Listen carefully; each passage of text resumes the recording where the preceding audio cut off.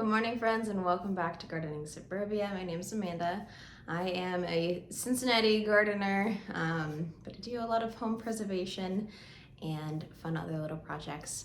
So today is a kitchen day. It is so extremely cold outside, but doesn't mean that I'm not going to be out in my garden today because I need to harvest some basil, and then we've got a lot of projects back here that I need to button up. I did just want to take 1 second just to appreciate how beautiful of a bouquet of flowers this is.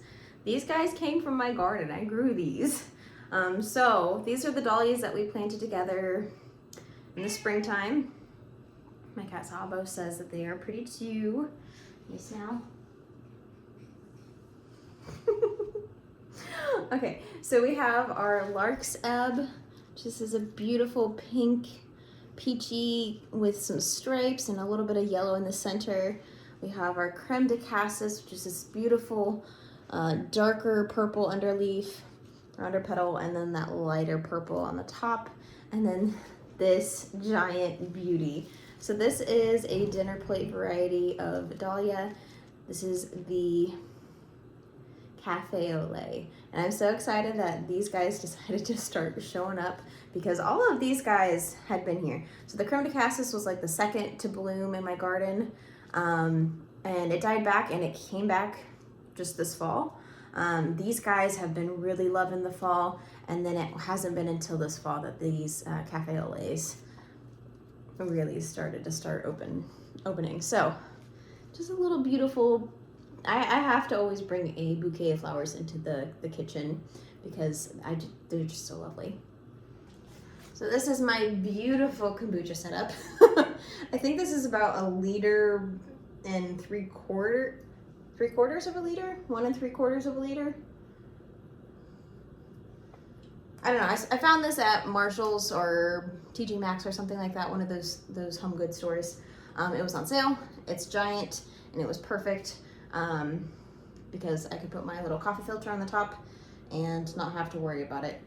So this has been brewing for about 1.5 weeks, which is on the longer scale side of things. So typically when you do your first brew, you want to leave it to sit with the SCOBY, so my little floaty booger at the top here, for anywhere between 7 and 10 days. The longer you leave it to ferment, the tangier and more acidic it's gonna be. So this guy is going to be a little more acidic. I love kombucha, which is why I decided to start doing this because it's saving me so much money.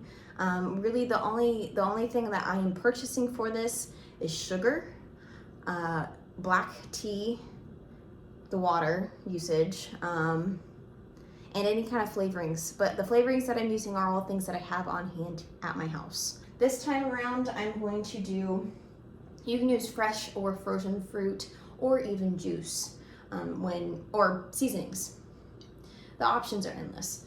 So I'm going to do a cranberry juice one. I have some raspberries, so I'm going to do some fresh raspberries in another.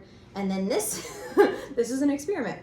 So I had purchased, I think it's not cantaloupe, honeydew. I purchased honeydew. It had so much juice left over. This is that juice. It was super sweet. So I'm having a feeling that this brew of kombucha is going to be super bubbly and fizzy. When you brew for the second time, the more sugar you have in your second brew, the more carbonation is going to be formed because all of the natural yeasts in that SCOBY and that kombucha are going to feed off of those sugars and expand. So I may have to be very wary when I open that bottle because it might explode, but we'll see what happens. So I need 4 cups of boiled water for my new brew to get reset up for a first brew of kombucha to refill this big container here. Very gently, I'm going to take my SCOBYs out.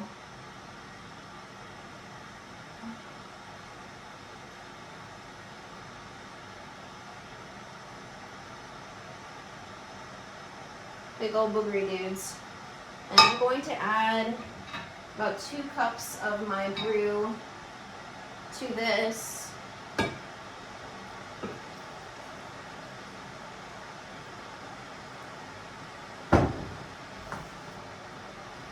leave it to me to make a mix. So when making your brew, you need 2 cups of your kombucha from this initial brew. This is going to help inoculate the brew and kind of get the temperature or the acidity right. So I'm going to set this to the side.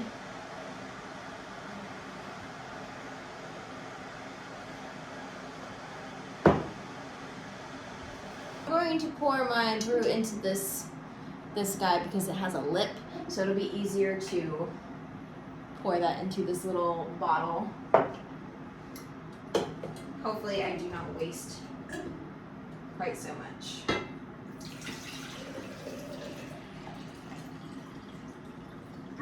For these guys, I will be sweetening them with honey. This is honey that I got from my friend May at Magical Gardens. She's a local beekeeper to me. I highly recommend finding a local beekeeper to you. They're gonna help you with allergies because all of those bees are gonna be collecting flowers and pollen from things in your area, things that are gonna make you feel sniffly and weird.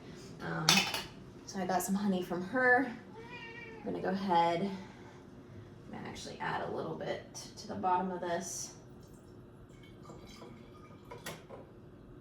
And I'm gonna add a good amount of honey into this. About a tablespoon to a tablespoon and a half.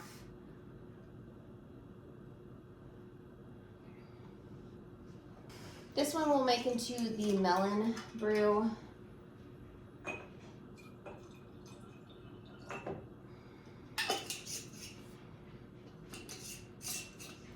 That was a couple ounces of the melon juice.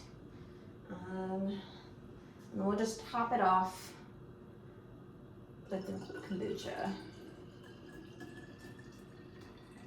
And we want to get this pretty full, leaving just a little bit of airspace so that this guy will go ahead and carbonate beautifully.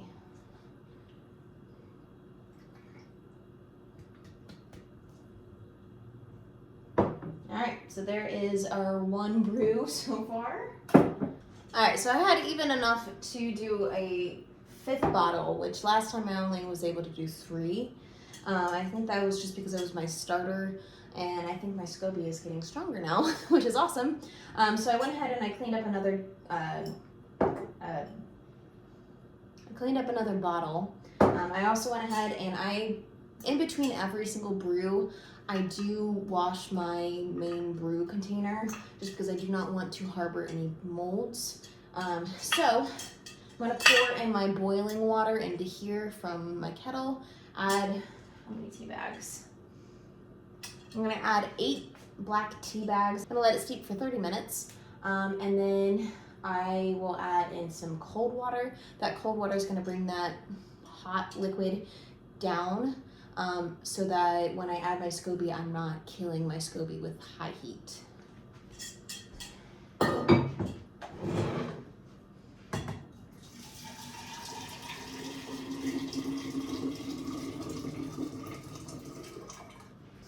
When adding my tea bags, I am removing the paper tags because I do not want those to dissolve in my tea.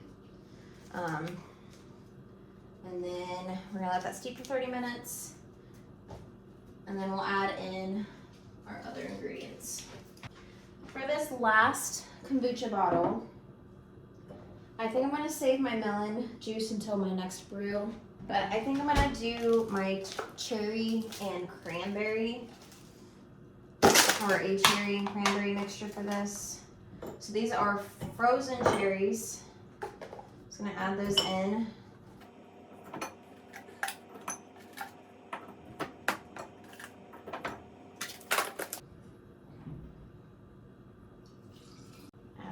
Honey.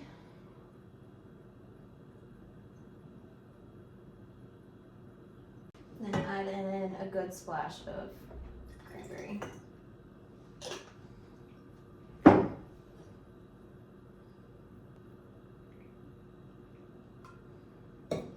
Alright, so I need to label all of these so I know what flavors they are and I don't forget. So we have raspberry, cranberry, cherry cranberry, and 2 honeydew kombuchas.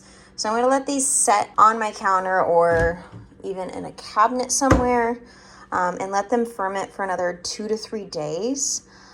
This is going to allow them to get super carbonated, just because all the sugar's in it.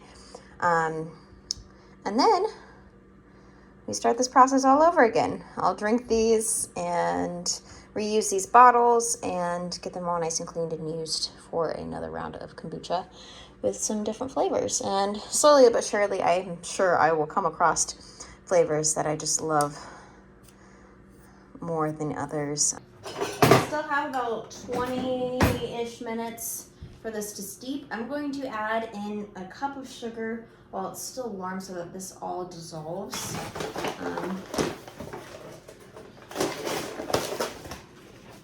I think I have just enough sugar for this.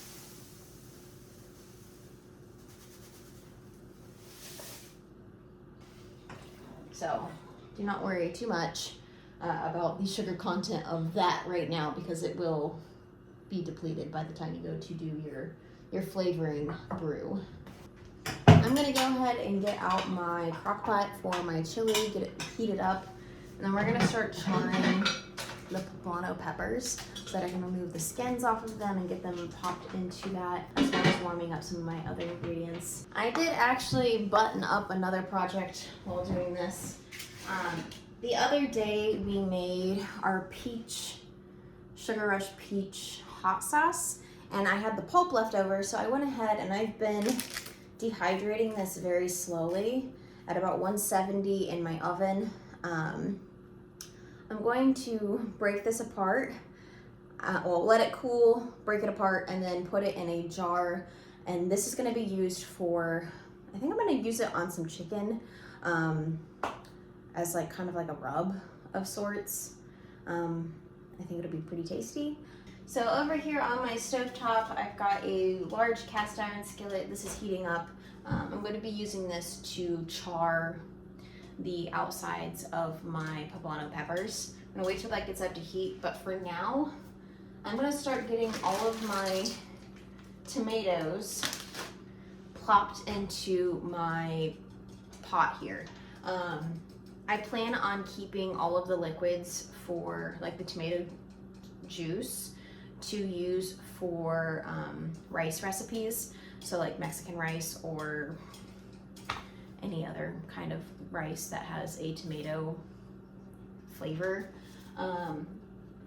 So I'm gonna start by popping some of these guys in. You can already see how much water has come out of these tomatoes, because these were frozen.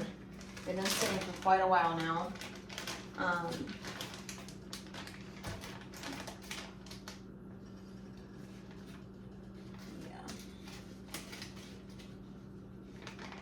I am going to skin all of my tomatoes. These have been scored, which makes it so that the skins just plop right off.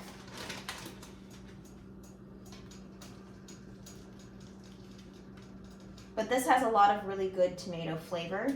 Oh, that was the wrong bit. So I can still use them. I have one more bag of tomatoes that I need to add to my pot. I have a full tray of tomato skins, and I need to get my poblano peppers searing in this pan because it is fully hot. So 2 of these peppers are going to be used for my meal prep, but the rest of them will be for chili. So these 2 I'm going to leave for meal prep, get those all set up. Actually, just get them all charred and add those to the meal prep.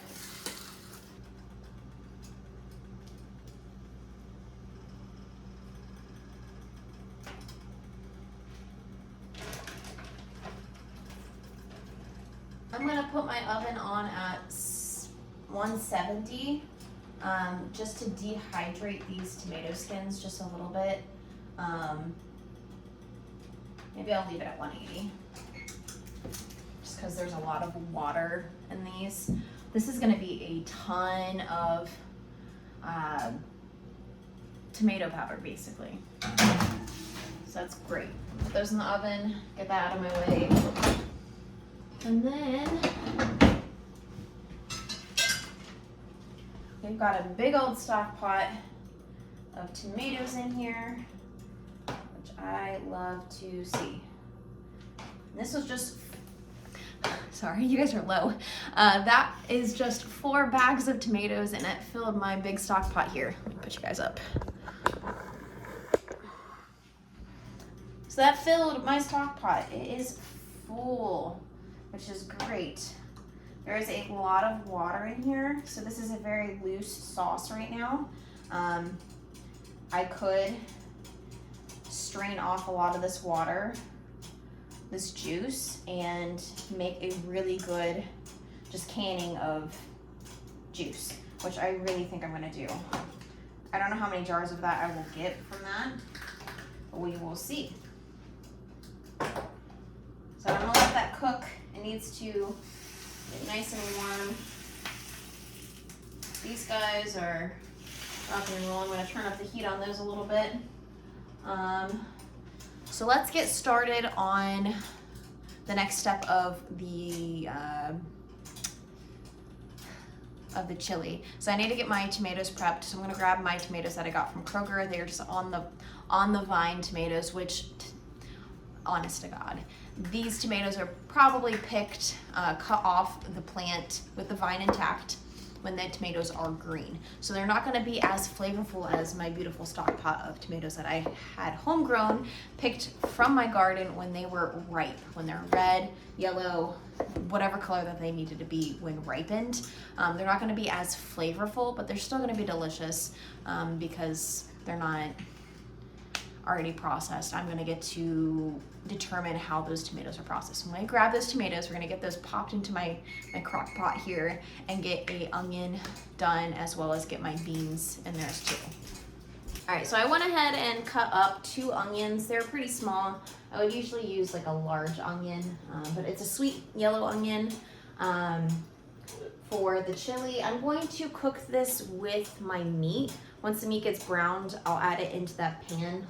I'll use my poblano pan over there once those are done to cook up the meat with the seasonings, and then I'll add in the onions just so they get a little tender, just because we really want to eat this chili for lunch.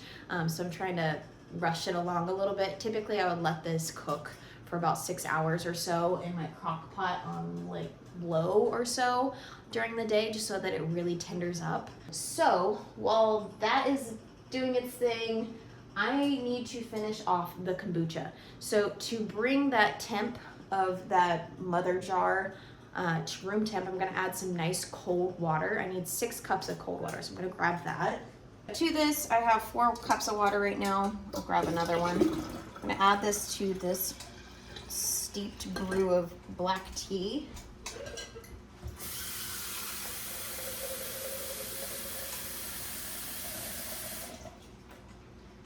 And another 2 cups.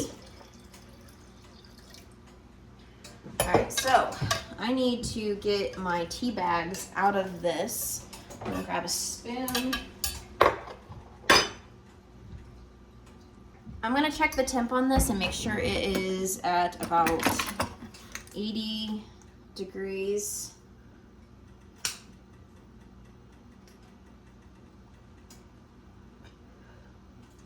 All right, so it is about 84 degrees. I'm gonna let this sit for just a little bit longer so that I can get up to, or down to room temp just a little bit more, just because I really do not want to kill my scobies, just because they are homegrown scobies. I made them from letting them sit in tea and water for a very long time. So I'm gonna be patient and make sure that I don't kill those guys. Our tomato sauce is practically boiling over. So I'm gonna grab a few clean, sterile jars so that I can start skimming out the liquid, just so that it isn't quite as soupy, and then I can use that for the rice.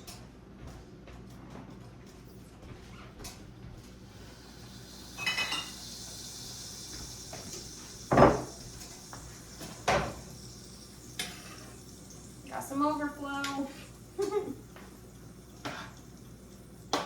Lots of overflow.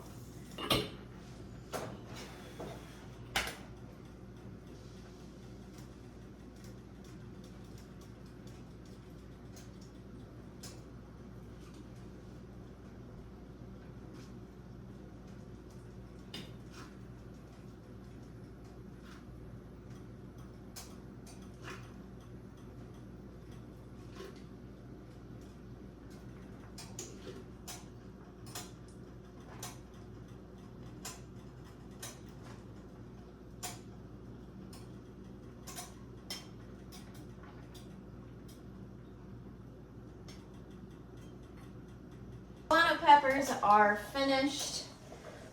They are beautifully charred, so I'm going to put them in a bowl. And then I will put a lid over them. This is going to help them steam and basically release the skins and make it easier for me to peel the skins off of them. In the meantime,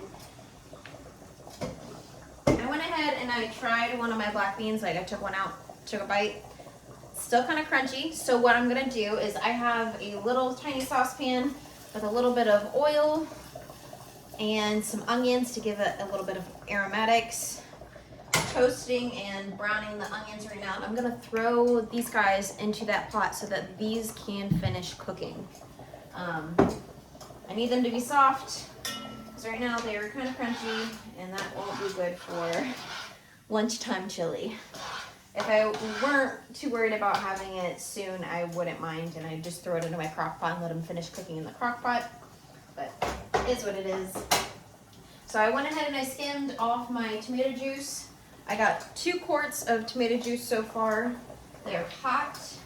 I do not have enough stove space to actually go ahead and can those up because I don't. With the American Canning Association, they just water bath canning your tomato juice for 40 minutes at the base altitude, which I am at.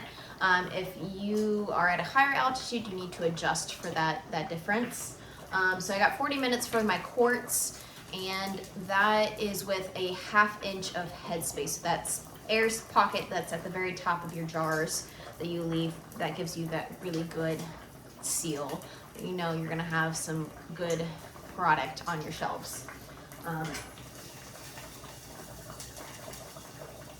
So this is gonna be toasting for a little bit. I don't have space to can my things just yet, which is totally fine.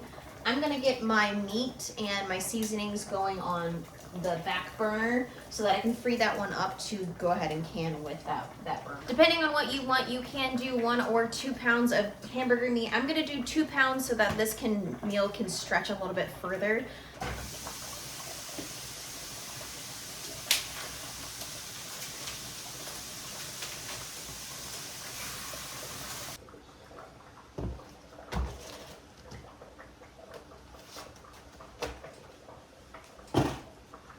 So for my chili recipe, I use cumin, chili powder, ancho chili powder, salt, cayenne, paprika. And this calls for a teaspoon of salt. That's not quite salty enough for me. So I do add salt into my seasoning mix, but I do like to add salt along the way, just so that I know I'm seasoning as I go, which I learned from another person who cooks on YouTube, so thank you for that. So I'm gonna give this a good mix, and then once our meat is browned, I'll add this into the meat, and then we'll add in our onions.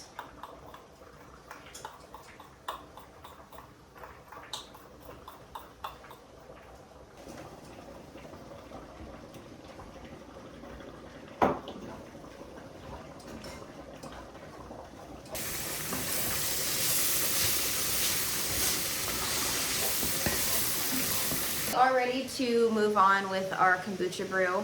It is about, I want to say 80 degrees. Yep, it's 81. So that is perfectly good. So we're going to add in are, well, I'm gonna wash my hands. I'm gonna wash my hands, then I'm gonna touch my SCOBY. Hands are washed. Let us add in our previous brews concoction. And then very gently, I'll put in, this was my original SCOBY. And then this last time I got this really nice, beautiful SCOBY.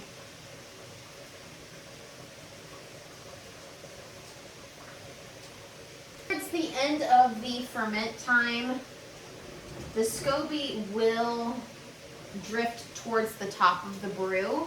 Right now it's kind of like, it's middle. It's, oh, yeah, there it is. Made its way to the top. We're going to cover this with a coffee filter. I like the coffee filter just because I feel like it does a good job of keeping fruit flies or any other debris out while also letting it be breathable. So I'm going to put this in my bottom cabinet, and it's going to sit there for a good 7 to 10 days so that it can really brew up nicely. So this tea will turn a lighter color. Right now it's pretty dark. It'll get lighter and it'll be ready to brew into some more beautiful bottles of kombucha.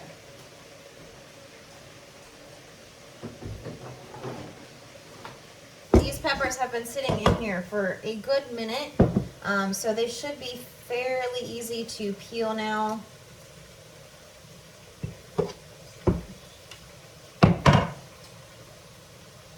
I honestly could probably add these peels to my tomato peels. I don't know what kind of flavor that would bring on, but I would guess not too bad.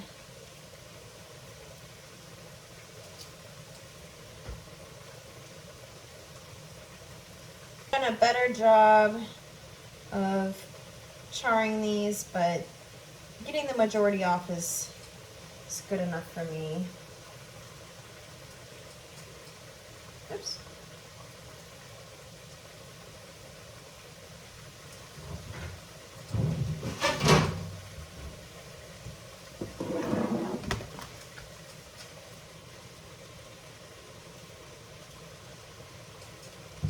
Alright, I'll stop with this peeling party for a second and get my meat into the crock pot.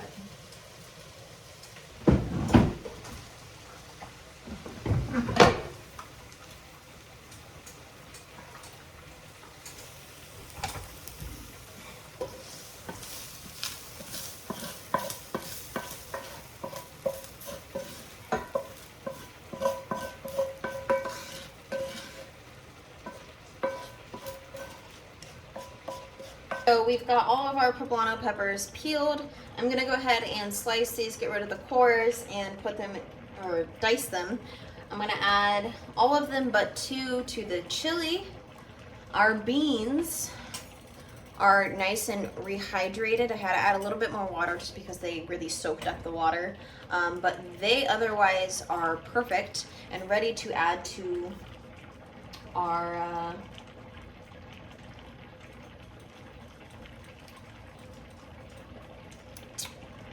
why are words hard? Crock pot. Add it to the crock pot. So I'm just going to add all of it, juices included, to the crock pot. I already added in 2 cans of dark red kidney beans. Those were not homegrown, but nonetheless they are delicious. So I'm gonna go ahead and mix all this guys in here.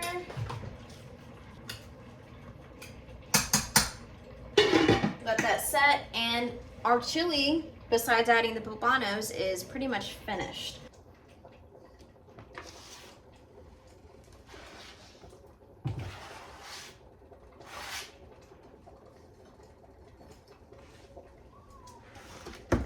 Alright, so all of these peppers that are left over are going to be for meal prep. For the chicken, I'm going to throw into a Dutch oven and cook for lunches. It has been our go-to meal prep for the last 2 weeks. All right, friends, so chili is just about done. I need to do a taste test and see if I need to add any salt. Plus, I will be adding in some home pickled jalapenos, which is awesome. We still have 2 jars of our tomato juice that need to be popped in the canner. My stovetop is a complete disaster. We're getting ready to have this get to a boil. That means I can go ahead and process those tomato juice. I did not end up taking any more juice from this stock pot just because it was a beautiful consistency for tomato sauce.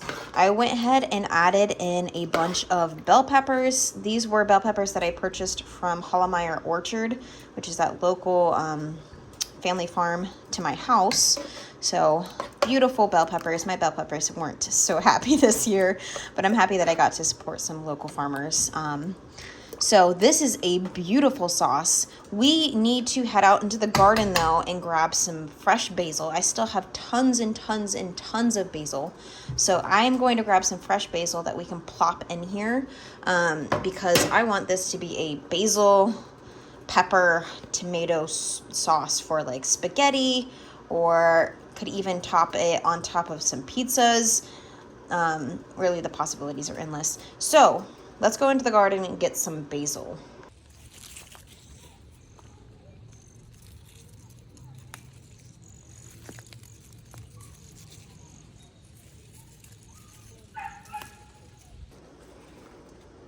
Hey friends, we are on the home stretch of this tomato sauce. So I have all of I got 2 onions chopped. These are gonna go into my tomato sauce. I've got some basil, and I just need to finish getting my oregano. And then we'll get this all nice and minced up, nice and fine. And then we'll add this to our sauce. So our sauce will be seasoned beautifully. I got a couple extra sprigs of basil. I'm gonna go ahead and try to fold this guy as much as I can.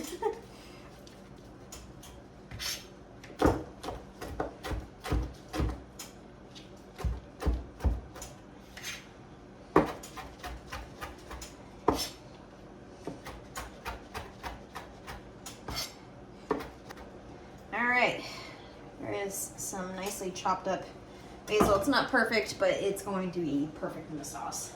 So we're going to add in those 2 onions. I just chopped onions, so I'm frying from the onion. And then all of those beautiful herbs fresh from the garden. We're gonna give this a good mix. And it's already smelling so fantastic. This consistency is what I look for in my sauce. If you like it looser, leave in some of that tomato juice. If you want it, thicker, you can cook it down, let it condense more, let all of that water evaporate. Totally up to you and your preference. Found another tomato skin. But I'm going to let this cook for a little while longer, I'm gonna let these guys process, and then once they are processed, this should be ready to can up and then process as well. It looks so beautiful. I'm so excited to have tomato sauce on my pantry shelves again.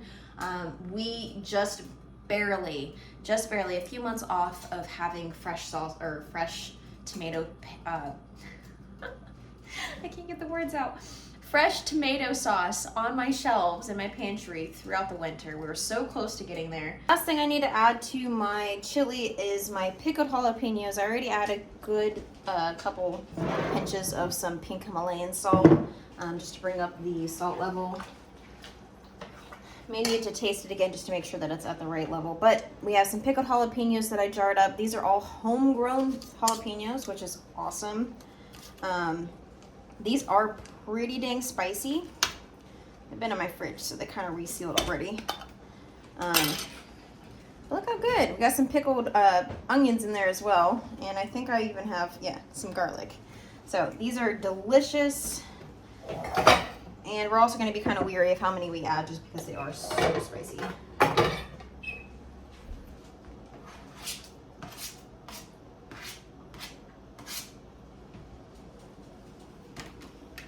We'll give this a good mix, and then we'll do a taste test and see if we need to add any more.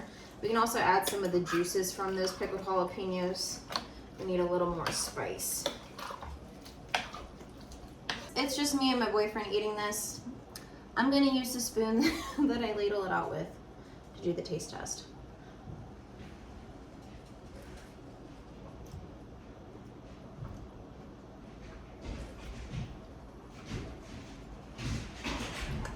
I'm gonna add just a hair more salt.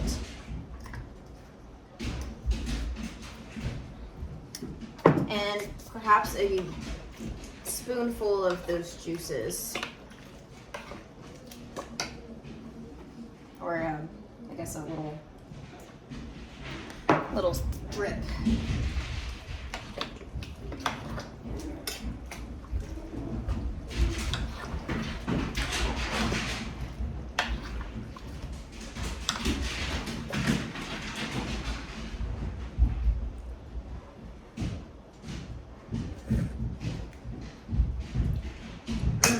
Okay.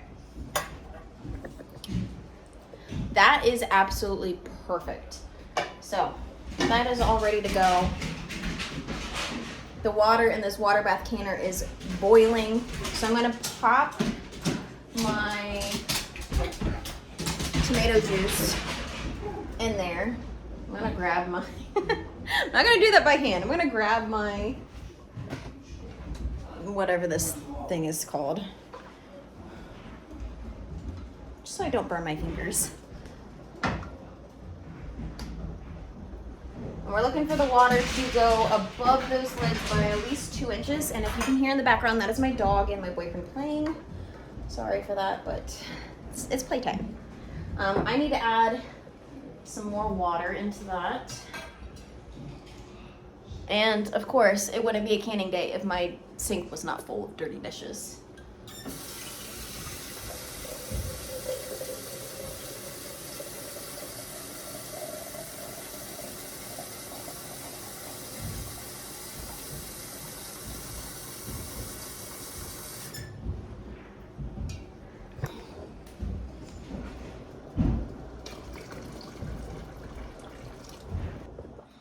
All right, so we're going to make sure that this gets back up to a boil because I added in the hottest water I could get out of my my tap.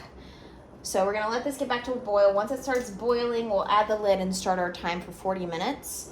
And then we'll have some home canned tomato juice, which is a product I've actually never made. Went ahead and put the lid on this big old pot. I've got a timer set for 40 minutes for these tomato juices. We've got a lid on this guy. I put it down to a low simmer so that it is not losing a bunch of water. I'm just gonna let this cook while I'm waiting for this to process, and once this is finished and I finish watching the football game, I'll go ahead and jar these guys up and get them water bath canned as well. All right, so these guys have been sitting in the water for about 5 minutes. I'm gonna go ahead and bring them over here and just let them cool off for the rest of the night.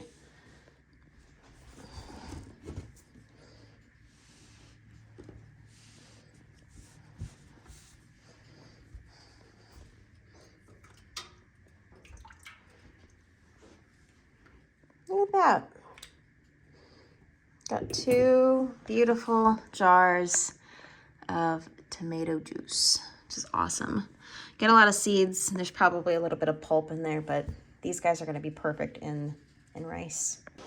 All right, so we have pint jars all sanitized. I put them in the water bath canner so they're nice and hot. Just because I'm going to be packing my tomato sauce into hot jars, into hot boiling canner. I need to grab those jars out.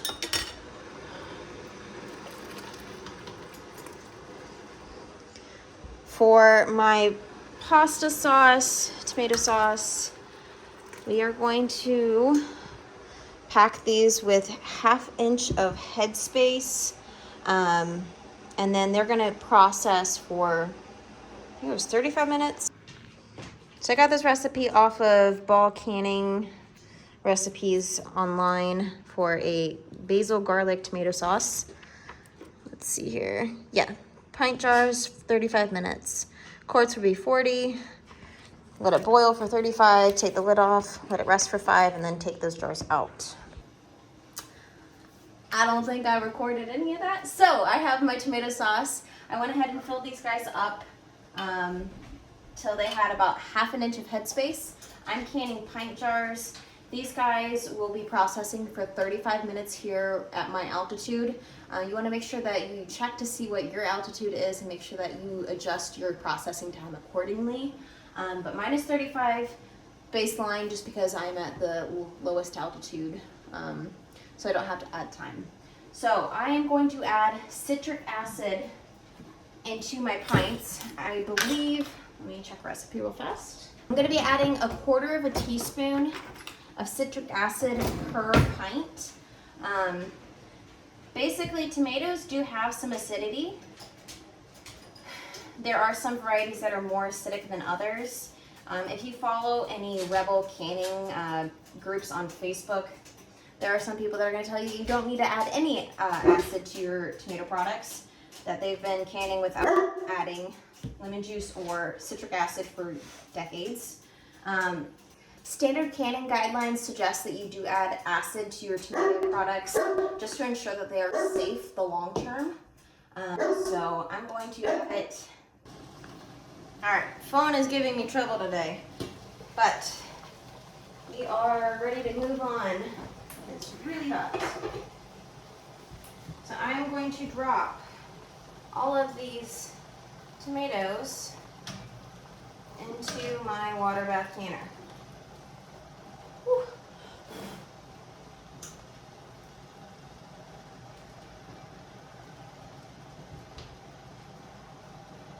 Hopefully all of this guys will fit.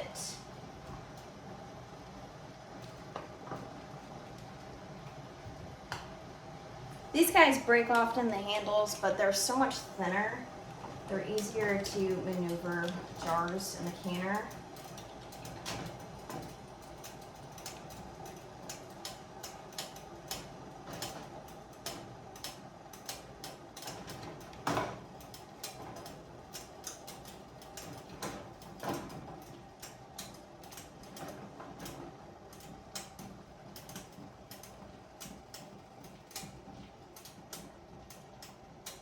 All right, we're gonna give that a second to start boiling, and then I'll start my timer for 35 minutes.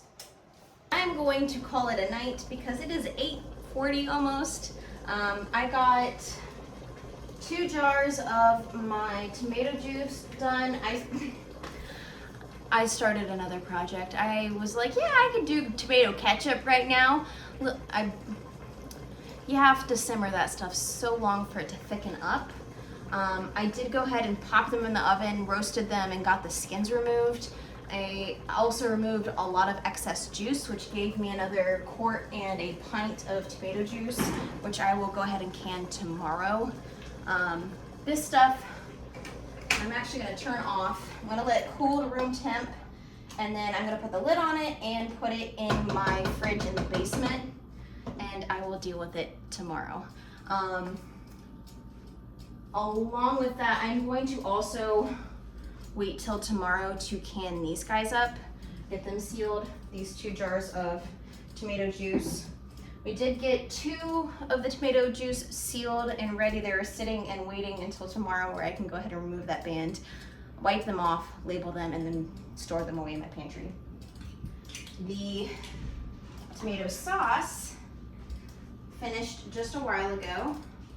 So I'm going to put that out on my towel and allow that to also cool to room temp until I can go ahead and remove the bands and label, clean off, and put them away tomorrow as well.